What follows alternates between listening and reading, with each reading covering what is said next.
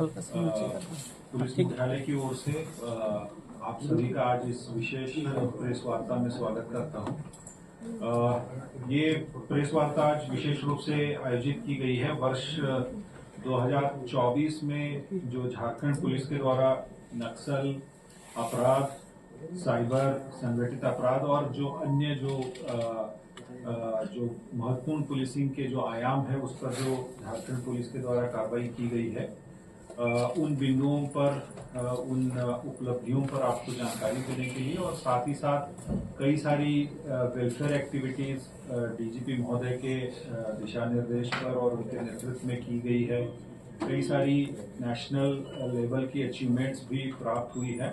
तो एक year ender के रूप में उन सभी के बारे में आपको अवगत कराने के लिए आज विशेष रूप से ये प्रेस वार्ता आयोजित की गई है।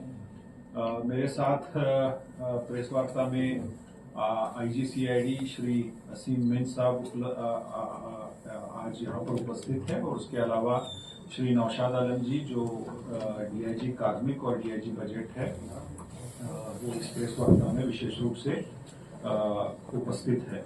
तो सबसे पहले हम लोग नक्सल फ्रंट पर मैं आपको अवगत कराना चाहूंगा कि वर्ष 2024 में झारखंड पुलिस और झारखंड में जो केंद्रीय अर्धसैनिक बल है उनके द्वारा नक्सल फ्रंट पे क्या क्या कार्रवाई की गई है।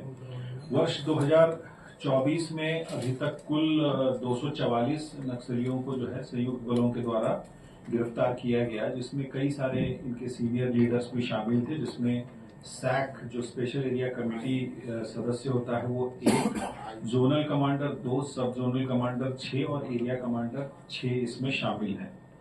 इसमें मुख्य रूप से अगर हम नाम अगर उल्लेख करना चाहेंगे तो जया दी उर्फ चिंता, ये की सैक मेंबर थी और जो सेंट्रल कमेटी मेंबर विवेक है इसकी वाइफ थी, इसको धनबाद जिला से अरेस्ट किया गया था।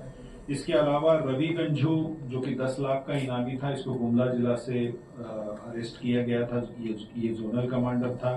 सिमिलरली सीताराम रजवार, ये भी 10 लाख का इनामी जोनल कमांडर था। आदेश गंझू, शिवराज सिंह, ये सब जोनल कमांडर थे, 5 लाख की इनामी। नेशनल भुइया, ये भी माओवादियों का सब जोनल कमांडर था, ये भी 5 लाख का इनामी था। रंथू उरांव जो कि रविंदर गंजू का दाहिना हाथ माना जाता था, वो भी 5 लाख का इनामी सब जोनल कमांडर इस वर्ष में जो है उसे गिरफ्तार करने में झारखंड पुलिस को सफलता मिली है। इसी तरीके से और भी जो डिटेल्स है वो हमने प्रेस विज्ञप्ति में आपको साझा किया है आपके साथ में। इसके अलावा इस वर्ष में कुल 24 नक्सलियों के द्वारा झारखंड पुलिस और जो केंद्रीय अर्धसैनिक बल है उनके समक्ष आत्मसमर्पण किया, जिसमें कि 4 जोनल कमांडर रैंक के इनके लीडर शामिल थे, 1 सब जोनल कमांडर और 3 एरिया कमांडर भी इसमें शामिल थे। इसमें अगर उल्लेख करना चाहेंगे तो रामदयाल महतो बच्चन दा जो कि 10 लाख का इनामी था और जिसे कस्टोडियन ऑफ पारसनाथ कहा जाता था, यानी पारसनाथ जो नक्सलियों की जो एक बहुत बड़ा गढ़ माना जाता है, एक तरीके से उस क्षेत्र को का पूरा रखरखाव का जिम्मा जो है रामदयाल महतो और बच्चनदा के पास था और करीब 30 वर्षों से ये उस एरिया में संगठन के साथ जुड़ा हुआ था। उसने पुलिस के समक्ष आत्मसमर्पण किया। इसके अलावा नीरज सिंह खेरवार, ये भी 10 लाख का इनामी जोनल कमांडर था। लोकेश उर्फ सलमान, ये भी 10 लाख का इनामी नक्सली कमांडर था और मनोहर परैया, ये भी 10 लाख का था इनामी जोनल कमांडर। और लालदीप गंझू, इन सभी के द्वारा और इसके साथ ही अन्य जो है कुल मिला के 24 नक्सलियों के द्वारा पुलिस के समक्ष जो है आत्मसमर्पण किया गया। इन पर कुल मिलाकर 41 लाख रुपए के इनाम घोषित थे।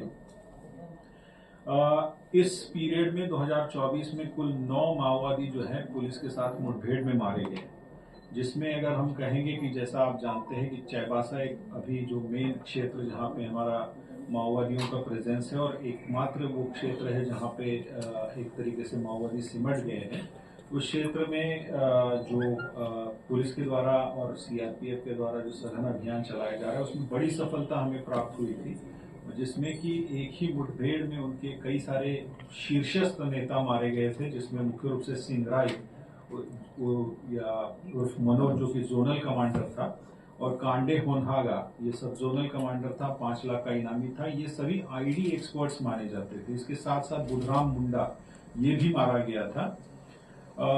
दो और उल्लेखनीय मैं जिसमें मेंशन करना चाहूंगा इन 9 में से, एक हरेंद्र गंझू जो टीपीसी का सब जोनल कमांडर था, और ईश्वरी गंझू